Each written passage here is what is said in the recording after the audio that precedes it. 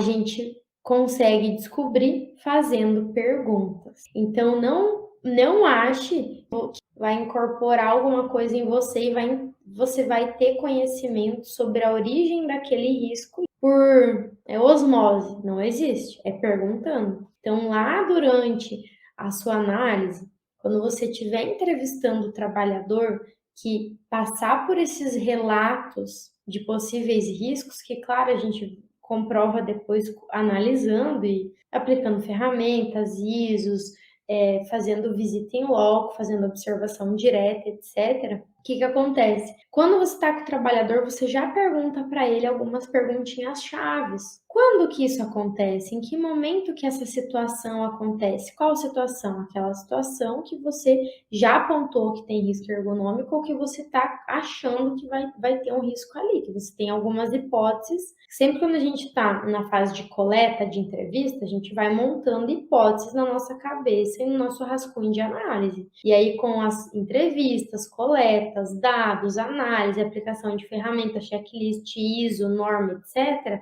a gente consegue chegar no diagnóstico. Se realmente aquela hipótese foi confirmada ou não, se existe um risco ou se aquela hipótese foi descartada. Então, quando a gente vai levantando essas hipóteses durante a entrevista, vai surgindo o quê? Situações que acontecem esses riscos. Então, quando que essa situação acontece?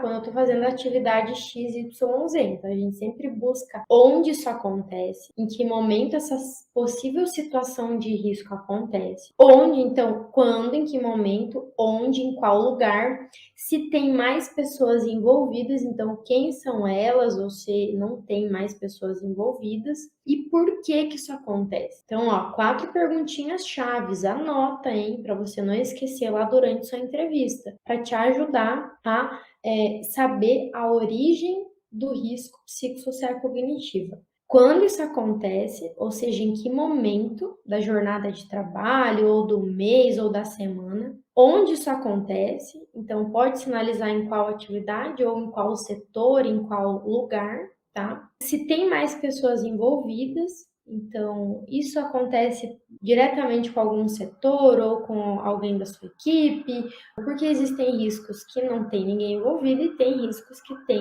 outros grupos ou colegas ou setores envolvidos, né? E por último, por que isso acontece? Por que essa situação de desconforto, de estresse, de irritabilidade, enfim, dependendo do que for, né? Existem inúmeras possibilidades. Por que você acha que isso acontece? Nesse porquê vai te trazer uma clareza. E geralmente esse porquê já vai te dar uma pinceladinha em soluções.